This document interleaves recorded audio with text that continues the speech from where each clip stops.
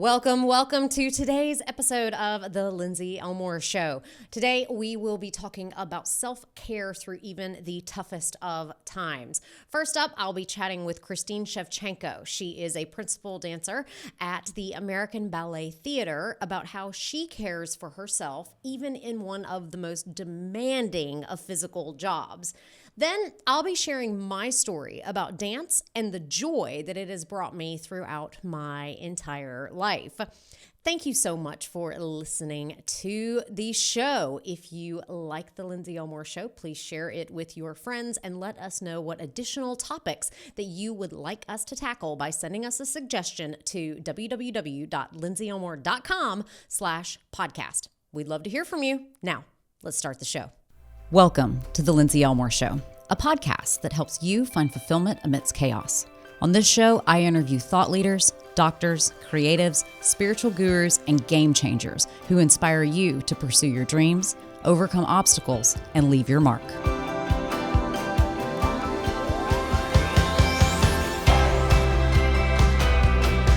Ballet dancers are notoriously unhealthy people, but my guest today is aiming to change that because there is a lot of stigma that goes around being a ballet dancer. People say that they survive on coffee and cigarettes, that nobody ever eats, all of those things. And so it is my honor today to interview Christine Shevchenko, who has dedicated her entire life to achieve a goal that you set as a young girl, which was to become a principal dancer at the American Ballet Theatre, which is no small feat. In 2003, she became the youngest recipient of the Princess Grace Award.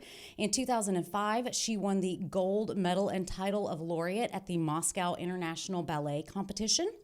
She joined the American Ballet Theatre Studio Company in August of 2006 and became an apprentice in December of 2007. She has danced and debuted countless leading and soloist roles, including Don Quixote, The Sleeping Beauty, The Nutcracker, Harlequinade, The Flames of Paris, just to name a few. In the 2019 season included her debut of the legendary choreographer Twyla Tharp's new work, A Gathering of Ghosts. She finished the year in Los Angeles performing the lead in her favorite ballet, The Nutcracker. She recently graduated from Harvard Business School, crossover into business, a program that is available for professional athletes, which I cannot wait to talk to you more about. She has graced the covers of magazines and has been featured on numerous news, dance, and fashion publications, including, but not limited to, the New York Times, Dance Magazine, Point, Town & Country, Elle Russia, and Vogue Italia. In her spare time, Christine is as enthusiastic about philanthropic work as she is with her dancing. She primarily focuses on global water charities as well as refugee organizations and takes opportunities as often as she can to help children and animals. You recently began your work with the International Rescue Committee to support their mission. So, Christine, thank you so much for coming in studio. My pleasure. My pleasure. Welcome to the Lindsey Elmore Show. I'm so excited to talk to you. So tell us, you were born in the Ukraine. Yes. You were raised by a single mom. But yet you had this dream, this goal to dance for arguably the most influential ballet company in the entire world. Right. Why? How did you get started in ballet, and how did you set your sights on such a big dream? Right. So going back to Ukraine, so I was born in Ukraine, and I was born into a family well immersed in the arts and sports. On my father's side, it's very athletic. They were all in gymnastics. His father was a sprinter. His mother was also a gymnast. And my mom's side were musicians and actors and dancers. So it was a nice blend of the two, the athleticism and the artistry. Mm-hmm. So when I was little, because my father was a gymnast, I sort of went into an Olympic reserve school for rhythmic gymnastics at the age of 3. Oh, super cool. Yeah, and it was very, very intense training. The schedule was insane for a 3-year-old. And they start so young because since it's an Olympic reserve school, they start competing really early. Mm-hmm. So they have to start young and have to start really hardcore training. So I started with that. which I think really helped me to be very disciplined later in my life. It taught me how to be strong and to never give up, even if, it's not going well or it's not going your way, to keep pushing through. But I started with that. Along with that came ballet classes. It was an hour a day. They were required because ballet is the core of most things. Yep. And if you can do ballet, you can go ahead and do so many other things, like sports, anything you want. So I sort of started liking it at that time, but I wasn't really sure. I mean, at 3-4 years old, you don't really know what you want to do yet. It wasn't until my mom took me backstage to the Ballet of Sleeping Beauty in Ukraine, and I was 4 years old, and I just stood literally for the whole 3 hours and watched from the wings, and I was completely hypnotized and mesmerized by the music and the costumes and the sets. So it really took a hold on my heart. I really sort of loved it. Then later at the age of 7 is when we immigrated to the United States. And my grandfather on my mom's side had already come over 10 years before us, so we just sort of came to him. And we went there, and that is sort of when I decided to do ballet full-time instead of gymnastics. Gymnastics, it just wasn't my thing. I hated the balance beam. I hated all that stuff. It just wasn't me. And for me, it was the high bars. I always got scared. I didn't like traveling, and no, it wasn't for me. I tried the high bars once, and I almost had a heart attack. And I think that a lot of people's anatomy is just not built for it, because you have to have such a big sway back. Exactly. And you really have to. So, yes, I completely understand. It was not for me either. Exactly. And my mom also wasn't too fond of me doing gymnastics, just because it stunts your growth and your body becomes very muscular and very square, and she didn't want me to look like that. So she was very happy that I wanted to go into ballet, and at the age of 8 is when I enrolled into the Rock School of Pennsylvania Ballet in Center City, Philadelphia. Now, ballet takes a lot of discipline, and there's a tradition of the discipline being very authoritative, and you must do this and it has to be perfect. How did you, over the course of your lifetime, kind of discover your own inner discipline that made you want to show up, but also allowed you that space to honor, this is kind of how I want to dance, and this is my style of dance, and also really, how did you learn to take care of your body as you were in this situation? Right. Well, I feel like I started learning the discipline to work hard and to come in every day, and even if I didn't want to do it, to still do it. And get better and better when I truly, I just developed this huge passion for ballet, and at one point I just loved it so much. I loved doing it so much, no matter how hard it was, that I couldn't even imagine doing anything else in my life. And it made me want to work. Even though it was hard, it made me want to work harder and harder and harder to get better at something that I really wanted to do. So that is sort of when I built the discipline for that. But yeah, I mean, when you're in school, it's hardcore, because there's a certain way that you have to train in order to, follow the right path to become a great dancer. Yeah. So it is hard to cope with that, but I feel like when you do truly love something, it doesn't really matter. Yeah. Did you ever face any doubts? Oh, absolutely. Yeah. There's been, and it's funny because kids, they go through these growth spurts and periods, and you'll grow a little this month, and then all of a sudden your body feels completely off and you feel like you can't do anything anymore. And then you have to sort of readjust and find a way to work with that, and then you find a way, and then later you grow again, and then you have to readjust. So it gets really frustrating. And because at one point you're doing so well, and then the next point you're not doing as well, but you have to keep working. So yeah, it's a lot to deal with. So when you were going through these growth spurts and you're trying to find your body, your body has to be in top form all the time. Not just now as a principal dancer, but in every audition that got you here. Yes. How do you stay injury-free? Well, right now, and even when I was younger, my mom made sure I was super healthy, had all my vitamins, ate the right things, did really good body recovery. But right now I'm like really, really into that. And body recovery is my main thing. Just because if your body doesn't fully recover for the next rehearsal or performance, it's an injury waiting to happen. Like it'll slowly build up and build up and build up, and then you'll hurt yourself. So I'm very, very strict about taking care of my body, and I do lots of things. I have to get massages once a week. Oh, tough life. Tough. But the massages that I get are not relaxing. I'm sure they're like digging in. Torture. They're torturous. It's really painful. I'm like crying the whole time. But I have to do it. And then I do cryotherapy every week. It's amazing for inflammation, blood circulation. So for our listeners who don't know what cryotherapy is, that's where you kind of go in a chamber and it's really cold. It's basically like sitting in an ice bath, but you're in dry air. And you just standing there for 3 minutes, same benefits as sitting in an ice bath for like 10. So it's better because you're not in contact with water. So it's dry, it's more bearable than sitting in an ice bath, and it's much faster. Okay, so what about your feet? I mean, ballet dancers, especially female ballet dancers, are just brutal on their feet. And so what do you do to take care?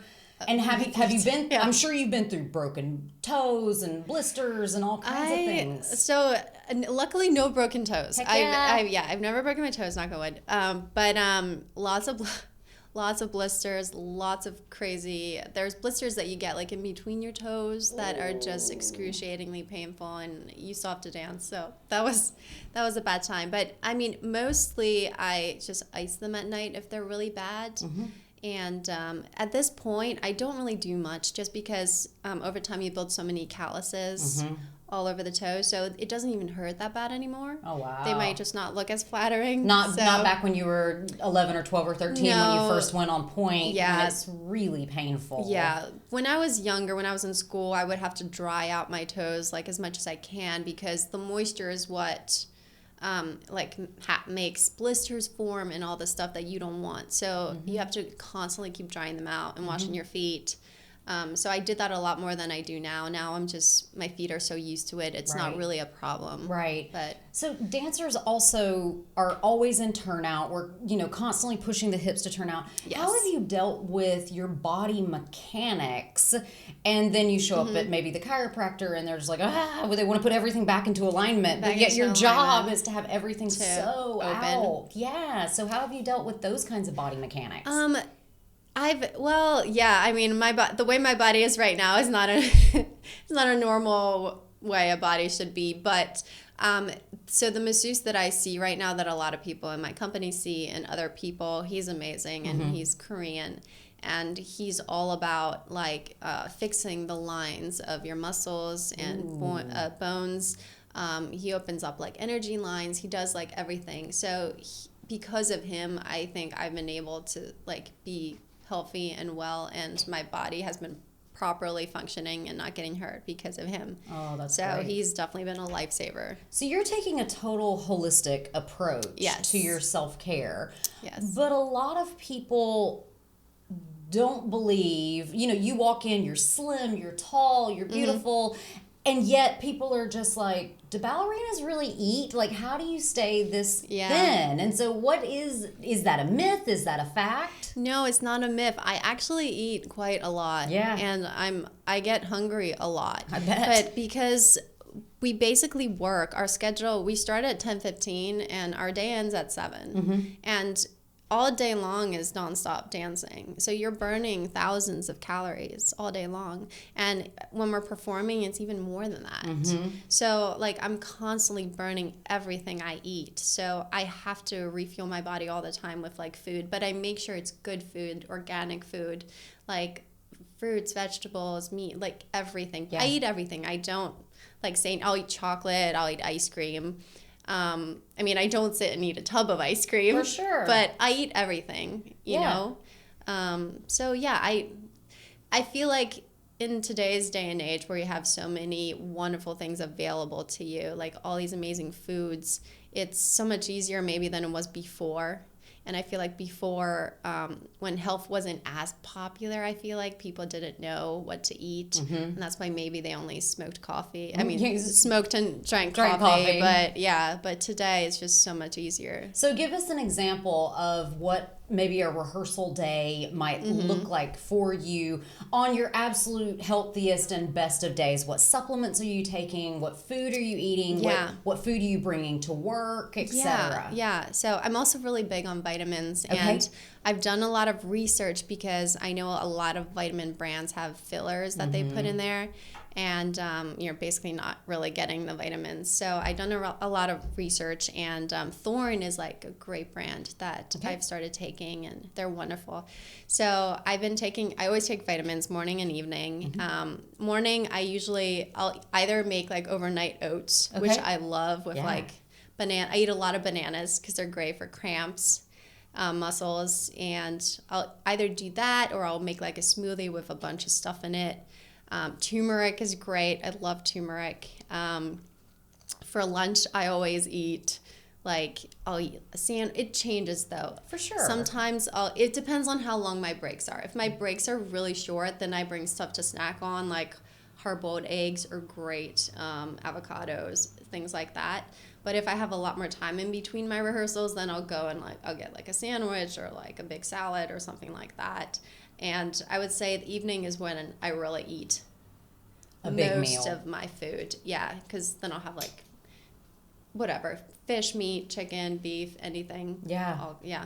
So how do you balance all of this when you're dancing all day long and yet you're still trying to take care of yourself not only physically but also spiritually and mentally, and you know, I see that you are wearing a ring, so you might have a partner in your life. Is that a new thing? I was engaged. I got engaged in August. So congratulations! Thank you.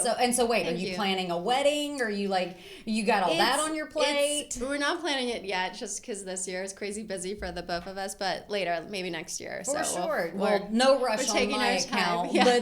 But so how do you balance all of these things in your life? Yeah, I guess I've just sort of found a way to balance it out, and I try not to take work, home with you. I feel like that's the big problem usually. And so when I come home, I just try to completely de-stress and relax my mind and just sort of, get ready for the next day and not think about anything that happened today. Yeah. So I've definitely found a way to balance things, and I feel like walking outside or like being in nature, going to the water really helps. Really also helps to de-stress and like make yourself feel better. But yeah. So when you're at home at night and you've had a long day of rehearsal, what do you do to bring yourself back to you? So I have like a whole nighttime routine. Oh, I can't wait. Tell me all about it. When I come home, I usually have a glass of wine, which is really funny, but a glass of wine when I come home is great. But I always do my Epsom salt baths. Okay. I have to do my baths. I take these natural calm supplements. They have a lot of magnesium. Okay. They also prevent from cramps or muscle pain. I do that. Because I'm assuming you're sweating a lot throughout the day, so you're losing all of those minerals, all the potassium. Which you have to constantly take in. Exactly. So I'll do that. Then I know you're a big fan of oils. So I do my oils at night. We have a diffuser. I do my nighttime oil blends and my nighttime oil pillow sprays. I do all that stuff. Nice. So and then I just try to relax, watch TV. Or do you cook at home? I do. Okay. I do cook. What do you love to cook? I love to experiment. I'll cook anything. So I've cooked tons of things. I also love baking. I don't know, I find it more creative in a way, and I really enjoy that. So I'm also really into that. Oh, that's super cool. So tell us about the obstacles over the years, the hard knocks in the roads, the hard lessons that you had to learn, the struggles that you went through, because for anybody who doesn't know ABT, it is dancing at the absolute highest of the high level. I mean, I remember I'm a member of ABT, and I've seen Swan Lake. I saw Don Quixote last season, and it is just like an astonishing feat what each and every one of you are doing. Yeah. And you're not just in the chorus. Like you're doing the big jumps and leap sequences, and you have to have fallen. You have to have been dropped at some point in time. You know, you have to have been through not only the physical ails, but the doubt, the am I good enough? I didn't get this role. Tell us about those bumps and bruises and what you've learned about yourself that allowed you to still keep pushing. Yeah, it's definitely been a long road. So when I joined ABT after winning all the competitions, I joined into their studio company, which is it's like a group of 12 kids, and they basically keep you there for a year to prepare you for like company life, or to see if they'll actually take you or not. So I did that first, and then the next year I got in as an apprentice. And then having just come from like doing all these competitions and dancing, all these principal like lead roles in school, like that's all I did. I just rehearsed all these lead roles and did them all for competitions, and then going straight into the corps, which you're not doing anything. Yeah. You're just you're standing in line. I mean, when you get to dance, you're dancing in line, but other than that, half the time I wasn't even dancing because, you know, you have to wait your turn in a way. So that was really, really hard on me. So for someone who doesn't know, so the corps is like, for example, a lot of people have seen the Nutcracker. Yes. You know, these are the people that are kind of sitting around while everyone else is dancing in the center. Is that correct? Well, the corps is like, so it's a group. It's just a big group. So whenever, like the snowflakes or the flowers, like a big group of girls, that's the corps. Okay. So that was tough on you. It was really tough because I already had all these roles prepared, and I was in really good shape, like really great shape, and I basically had to sit back and do nothing for like the first year. Yeah. And it was really hard, and it was, I mean, I was a little sad, I was a little depressed that I wasn't getting to do anything, but what I did is on my days off, usually the weekends, I would go home and continue to work with my coach, and I would continue to work on all the principal roles, all the soloist roles, and like whatever I was doing with ABT, I would continue to work on that and perfect it so that I didn't lose anything that I already had. Yeah. So I think because I did that consistently, I was able to keep all my technique and training and everything I needed for later. Yeah, you're the very definition of what Angela Duckworth calls grit.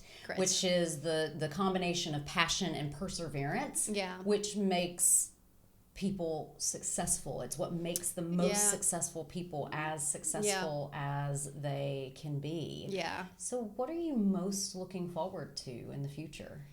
Oh man, I mean, right now I'm a pretty new principal.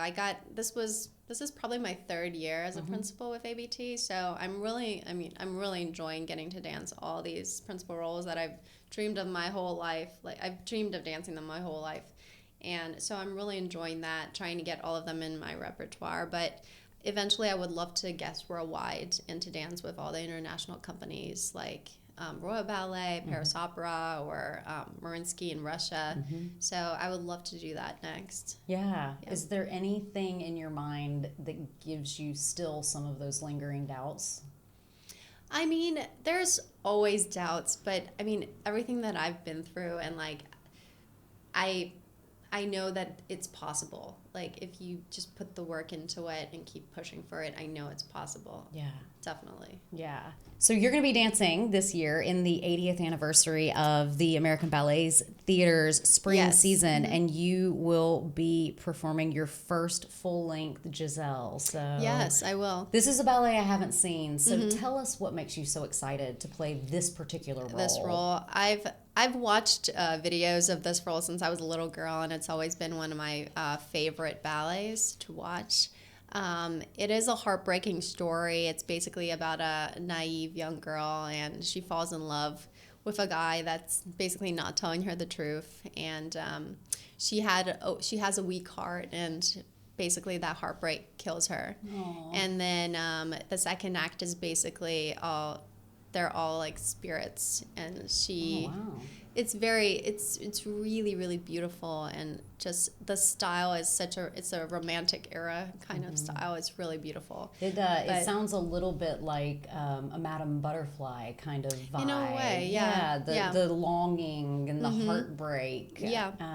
And it's about forgiveness. Like but at the end of the ballet, she forgives him for everything he did, and so I feel like it's good for today's day and age. Absolutely. Also. Well, I'm going to commit to you. I'm going to come and see you because I absolutely love coming to visit the ABT. The theater is so absolutely gorgeous. It's a really beautiful theater. It's so beautiful, and it's just such an immersive experience. It's unlike it's unlike ballet anywhere else in the world. It's really beautiful. It's the little times that I've had to sit out in the audience, I've really, really enjoyed it. And it's a great stage to dance on too. It's probably one of my favorite stages in the world, and we've toured a lot, so I love it.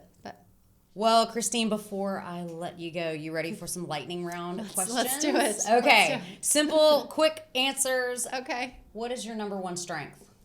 What is my number one strength? Oh my God. I never quit. I can see that being true with everything that we have talked about today. Yeah. What do you still struggle with? Oh man, perfection.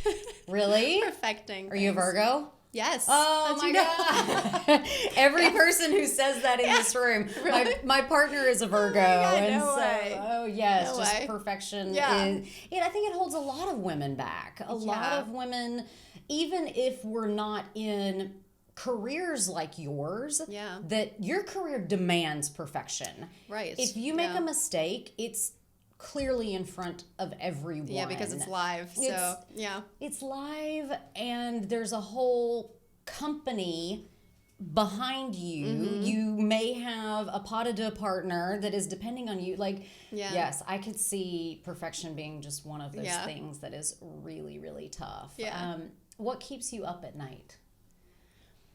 Usually thinking about choreography. Really? Yeah. You are a ballet. Yeah. You are a ballet dancer. I really am. Through and through. I'm fully absorbed. I mean, I'm amazed by you saying on your days off from being in the corps de ballet that you just said, you know what, I want to be sure that I maintain all of these roles and all of these parts, and just it's because I've just seen a lot of people lose everything they had by just sitting in the corps and not doing anything about it, and I didn't want that to be me. So that's why I continue to work and to just keep getting better. What is your greatest hope for the future?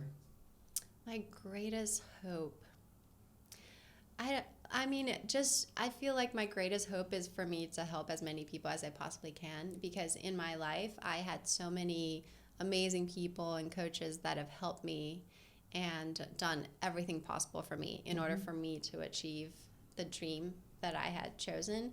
And so I kind of want to give back and help in any way I can. Well, so tell us what you're doing with your charitable work. Yes. So, I recently just am joining the IRC, which is a refugee organization, and pretty much because we were refugees, we left as refugees, my mom, my dad, and I. So I feel pretty connected to that. So I'm trying to work and collaborate with them and help them in any way that I can possibly help at the moment. Absolutely. Yeah. Who has been your greatest inspiration? Probably my mom. Yeah? Yeah. Tell me about that. What she did is just insane. And every day I keep thinking about it, and I just don't understand how she did what she did. I mean, she came to this country, she was about 30, and spoke no English. Somehow learned English, somehow graduated a university in a field she never even was interested in, which is like being a business analyst, so computer programming. Yeah. So she somehow learned that, got a good job, and then she was a single mom at that time, and somehow did everything possible that she could for me. Gave up everything that she wanted and made sure I had everything that I wanted, and helped me to achieve this dream by finding me the best teachers and the best schools and all these things. And I mean, Yeah. It's pretty amazing. She saw your talent and she Yeah. saw your determination. She saw your will. Yeah. And now you're following in her footsteps by getting some business training a little bit and trying to apply. Tell us more about what you've done in this Harvard Business School courses that you've been taking. Well, I was really lucky because Harvard is doing a new program for athletes, and basically they're teaching them introduction into business. And because, as an athlete, you have a short career, and then later most people try to go into business or other things, and it's good to know. It's good to have some information and education about that. So I was really lucky to have been given the opportunity to participate in this program. Yeah. And I took it right away, and it was an awesome experience, an eye-opening experience. And we worked with the second level MBA students, and they were our mentors, and they helped us with like everything and all these case studies and all these wonderful things. And it was really to set yourself experience. up for success, because ballet doesn't last forever. Yeah, exactly. Yeah. Exactly. So, well, last question before we go is, God to you is? Everything, Yeah. I would say. Yeah. I mean, the way I grew up, we, like my grandma, my mom, everyone is very religious, and we all believe in God, and, they always pray for me, and it's part of our family. So, yeah. Well, here's to your continued success. Christine Shevchenko, it has been an absolute joy to interview you today, and here is to your health and wellness and to a very, very long career as a ballet dancer. Thank you. Thank Appreciate you. it. Yeah. Awesome. CBD is the health and wellness product of the moment. Cannabidiol is one of the active ingredients in marijuana, and it is purported to have dozens of benefits, from helping with sleep and anxiety to pain and nausea. But do you know how to use it? Why you're even using it? What kinds of drug interactions that there are? Or if you should use it in children or pets or when you're pregnant? Maybe it can, or maybe it can't. Do you know that if it can cause a false positive for marijuana on a drug test? That's why I created a CBD course that answers all of these questions. To access the course, including a 60-page handout and a 9-part video series, head to www.yledclub.com/courses/CBD. You'll get free access to the course for a week when you sign up. That's www.yledclub.com/courses/CBD to get started now. It will answer all your burning questions about CBD. Dance has always been one of the greatest joys of my life. Dance is an easy way for people of all ages, shapes, and sizes to stay fit. What are some of the health benefits of dancing? Well, it has physical benefits, including cardiovascular and lung health. It also helps to improve muscular strength, endurance, and motor coordination. People who dance tend to have their weight more easily managed, and osteoporosis levels tend to be lower because bones are strengthened from the impact that it takes to dance. Furthermore, dance challenges your brain, and this means that dancing on the regular can lead to greater mental function, greater reaction speeds, increased coordination, agility, and flexibility. Also, because dance is usually a group activity, it can improve social skills, self-confidence, self-esteem, and psychological well-being. For me, growing up, though, dance was also a source of self-destruction. Growing up, I was really lost in anger. I challenged every authority figure that came my way, and I just couldn't bring myself to sit in my feelings that I had about myself and about my life. And I escaped to dance and then to theater that exposed me to chaperones that didn't really chaperone very closely. Teachers that showed me the weed they were smoking and were fed by a steady stream of Xanax and cheap whiskey. other teachers who molested some of my friends. And I also met friends through these two creative outlets who, through sheer naivete on their part, introduced me to bad eating habits. We ate very few junk foods growing up, but some of the friends I hung out with at dance ate a steady stream of junk foods. I first started throwing up when I was in the 4th grade. At the time, I didn't know I was on my way to bulimia. I just knew that I wanted attention and to get checked out of school. That was all I wanted. I just wanted to go home from school. And it wasn't because I was getting bullied or because I was not doing well in school or that I felt, at odds in any way. What happened was I had started my period and I was 10 years old and I didn't know how to deal with that. And so I would use throwing up as an excuse to get checked out of school while I was on my period. Because I was so embarrassed and I didn't want to deal with it. And I think one of the things that people don't tell you about your period is it's not like your first one is that much dramatically different than your 30th or 40th or 50th. It comes on full force. It's not like you're easing into it. And so I didn't know how to handle it. I was super embarrassed. And I realize now that periods were one of those things that nobody had really talked to me about until it showed up. I knew that there was this abstract theory of one day you're going to have this thing called a period, but it made no sense.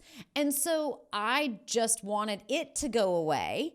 And so I would throw up so I could go home so that I could have the comfort and the nurture and the support system of either my mom or my grandmother or someone that could help me through this time.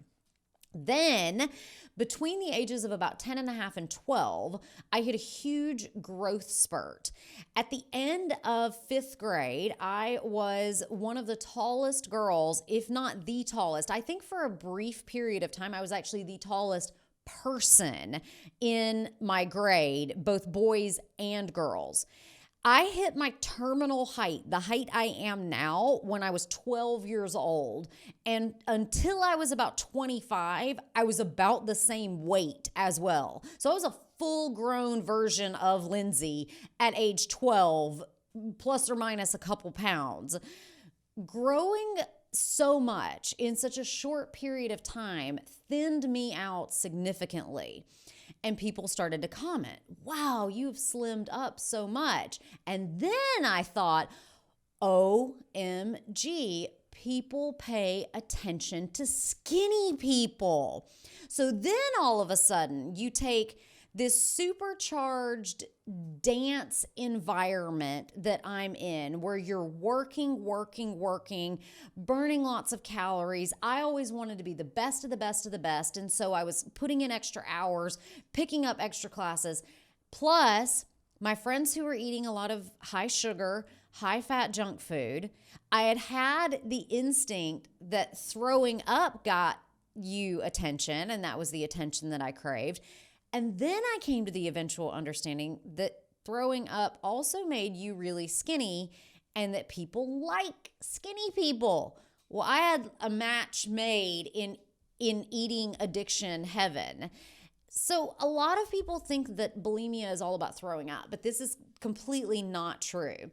According to the DSM-5, which is the manual for how we diagnose mental health disorders, bulimia is primarily diagnosed by recurrent episodes of binge eating, where you eat an inordinate amount of food in a short period of time without feeling that you have control over what you're doing. Then comes the purging, which may be vomiting, laxatives, diuretics, fasting, excessive exercise, or other medications.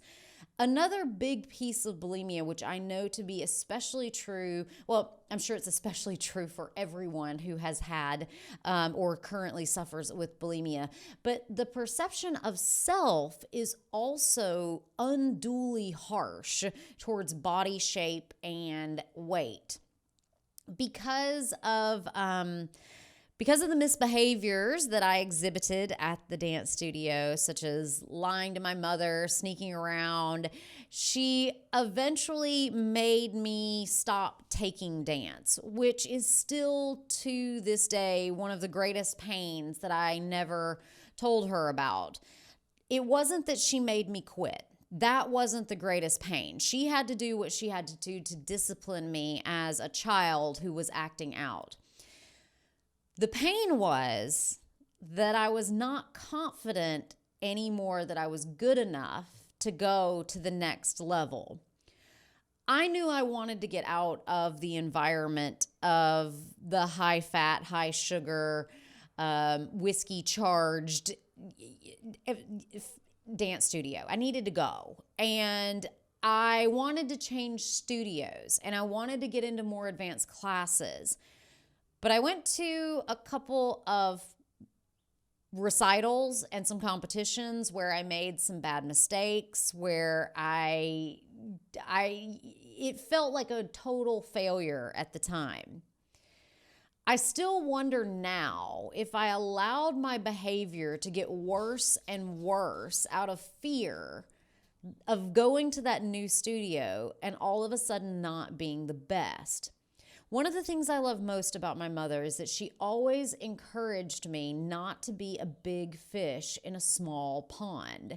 She always pushed me to stretch my voice and reach more people. At this point in my life, I allowed my fear of being a small fish in a big pond to prevent me from going forward with one of my most loved creative passions in my entire life. You have to realize I wanted to own a dance studio growing up. I taught my 6th birthday party was me teaching dance classes. I love teaching dance as much as I love teaching science, as much as I love teaching people how to do yoga, as much as I love teaching anything. I have the body that knows how to do it, and I love instilling others the confidence that dance can bring you, and the fun and the joy. But at this point in my life, I simply wasn't ready to be humble. I moved on to theater, which filled the void of dance, but was still fraught with misery in some ways. But that's a story for another day. Later in life, I discovered my love of dance yet again in the salsa clubs of Birmingham, Alabama.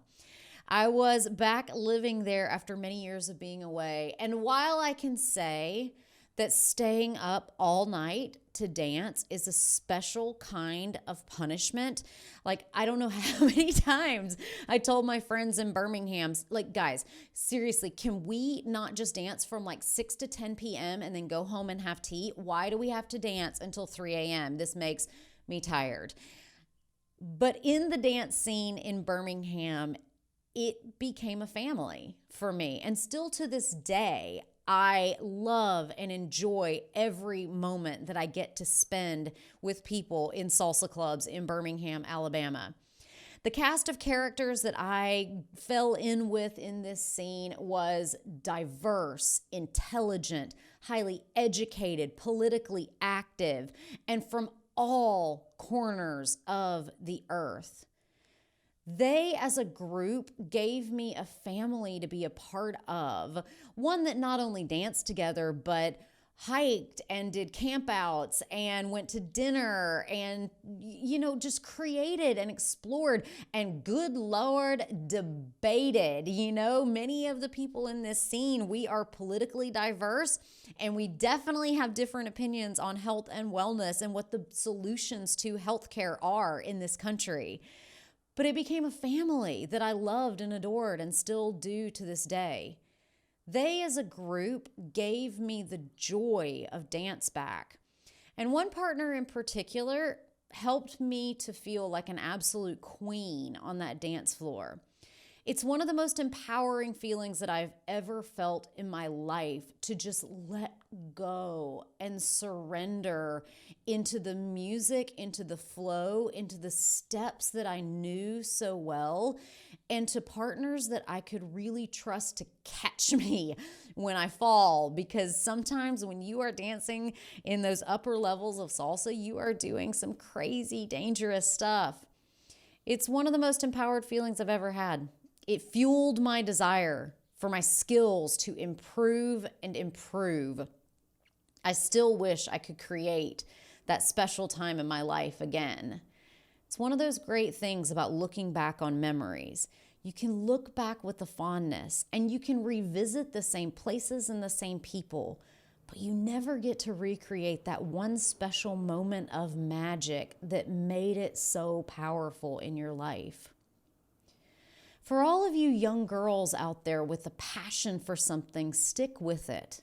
Even if you don't end up doing it professionally for your entire life, creative passions continually bring you joy throughout life.